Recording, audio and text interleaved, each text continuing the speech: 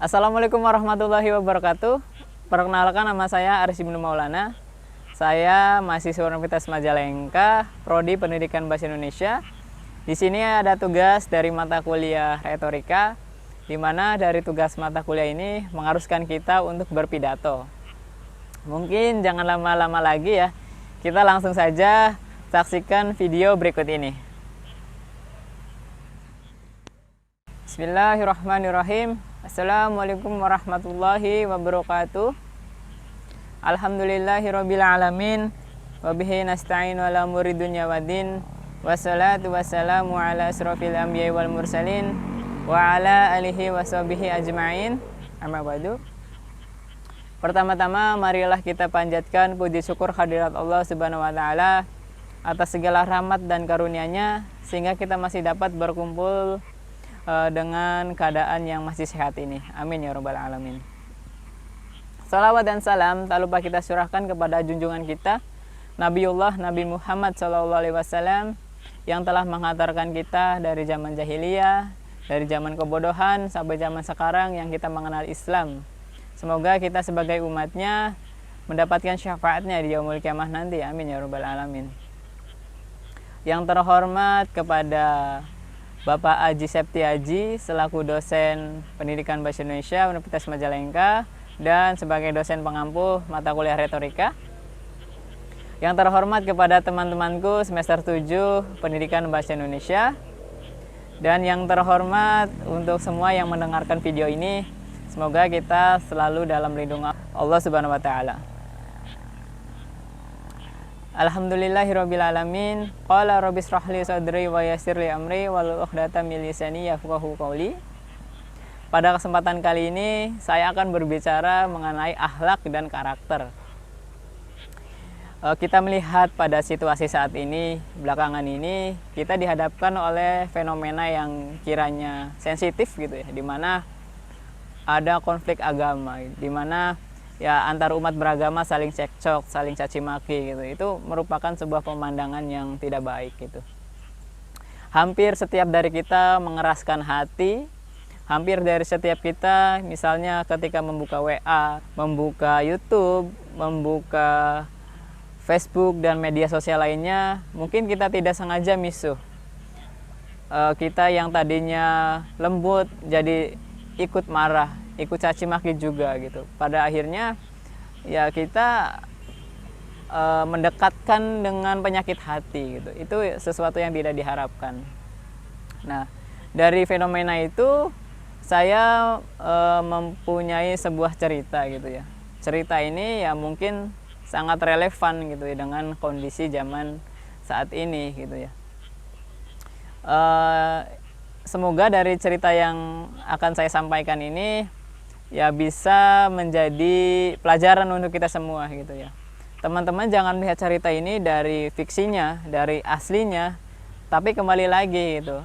Kita harus bisa mengambil hikmah di setiap jungkal kehidupan kita ini.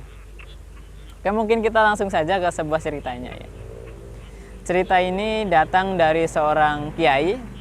Kiai ini tua sepuh gitu ya. Kiai ini mempunyai seorang anak. Anaknya ini cerdas, pintar dalam hal keilmuannya gitu ya.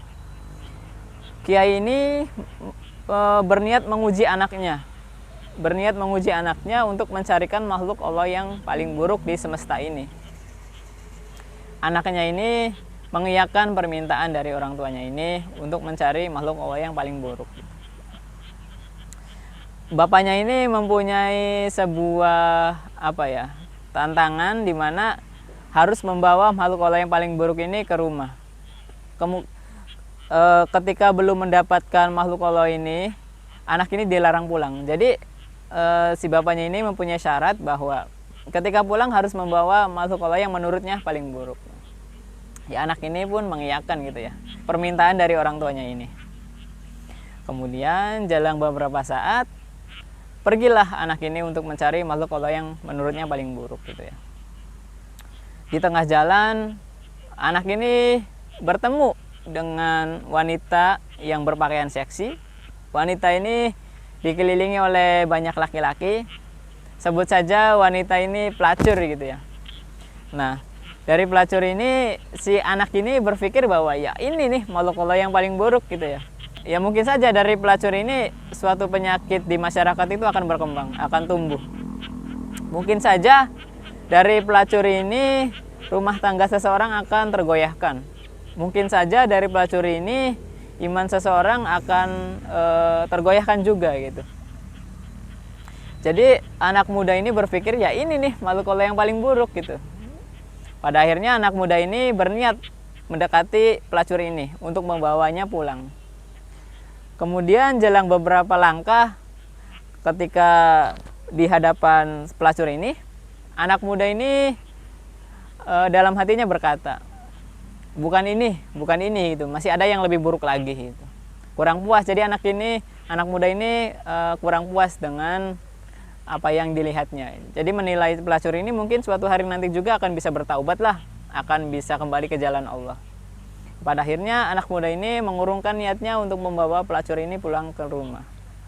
Kemudian setelah itu anak muda ini mencarilah makhluk Allah yang paling buruk itu dari desa ke desa, tempat ke tempat, kota ke kota sampai berbulan-bulan lamanya gitu ya. Dalam berbulan-bulan itu ya anak muda ini bertemu dengan perampok, dengan koruptor, dengan pencuri, penjudi, pembunuh dan lain sebagainya gitu. Tetapi sama yang dilihatnya itu seperti tadi, bukan ini gitu ya. Mungkin orang-orang yang seperti ini suatu hari nanti juga akan bisa bertaubat, akan kembali ke jalan Allah. Jadi anak muda ini ketika melihat orang-orang yang menurutnya paling buruk ini berpikir hal yang sama. Jadi ya suatu hari nanti juga akan bisa bertaubat. Jadi anak muda ini ya pada akhirnya frustasi gitu ya, putus asa karena tidak puas gitu dengan apa yang dicarinya gitu ya. Dengan keputusasanya itu di depannya terlintaslah seekor anjing gitu ya. Anjing ini kotor, penyakitan, kurus gitu ya. Ya anak muda ini langsung berkesimpulan bahwa ya ini nih gitu ya makhluk Allah yang paling buruk. Udah menajis, haram, penyakitan, kurus. Ya pada akhirnya anak muda ini membawa anjing ini dengan membungkusnya gitu ya, untuk dibawanya pulang ke rumah. Kemudian setelah di halaman rumah, ya anak muda ini berpikir hal yang sama gitu, bahwa kok saya tega membawa anjing ini gitu ya. Anjing ini kan ya tidak punya pikiran, tidak mempunyai akal gitu ya, tidak seperti manusia. Kenapa saya tega membawa anjing ini sampai ke rumah gitu ya. Pada akhirnya anak muda ini melepaskan anjing ini. Apa yang didapatkan anak muda ini setelah sampai ke rumah? Ya anak muda ini pulang dengan tangan hampa, tangan kosong gitu, dengan tidak membawa apa-apa yang menurutnya paling buruk itu tidak ketemu gitu. Kemudian setelah itu bertemulah dengan orang tuanya ini. Anak muda ini mengatakan, dan pada saat itu juga tersadar bahwa ayah, maafkan saya gitu. Selama ini saya salah. Selama ini saya selalu banyak melihat keburukan orang lain. Saya selama ini selalu merendahkan orang lain, berbicara hal yang buruk kepada orang lain gitu. Mungkin ya makhluk Allah yang paling buruk itu saya sendiri ayah gitu. Karena ya saya salah, saya selalu merasa diri ini baik, saya selalu merasa diri ini bersih gitu. Mungkin ya itu ayah, saya yang salah gitu. Nah pada saat itu ya anak itu pada akhirnya tersadar gitu, bahwa intinya ketika melihat diri sendiri itu suatu hal yang penting gitu. Ketika tadi gitu bahwa suatu hidayah itu ya hak prerogatifnya Allah kan gitu ya. Dimana mungkin saja pelacur ini suatu hari nanti juga akan bisa diberi hidayah oleh Allah Subhanahu wa taala kalau Allah pun berkehendak. Kita melihat kan banyak gitu fenomena-fenomena sosial di mana preman pada akhirnya berhijrah, pada akhirnya menegakkan agama Allah juga. Pada akhirnya ya Allah memberi hidayah gitu untuk siapapun. Allah tidak pandang bulu gitu untuk memberi hidayah kepada siapapun. Nah itu pelajaran untuk kita ya, dimana kita mungkin dalam hati kita ya masih sering gitu istilahnya ya melihat keburukan orang lain, berbicara hal-hal yang tidak baik tentang orang lain, itu kan suatu hal yang salah gitu ya. Nah, dalam kaitan apa yang saya ceritakan ini, ya seperti tadi gitu, bahwa akhlak dan karakter kita itu harus kita bentuk dari hal yang paling fundamental gitu.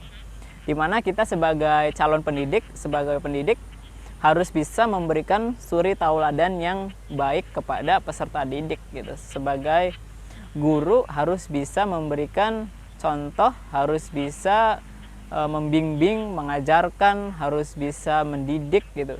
Guru itu bukan hanya sebagai apa ya, istilahnya stakeholder yang mengajar saja gitu. Guru itu ya sumber utama para peserta didik untuk bisa melangkah lebih jauh lagi gitu. Nah, di mana ketika guru itu sudah menjadi idola para siswanya, bukan tidak mungkin akan mudah mencontoh gurunya gitu ya.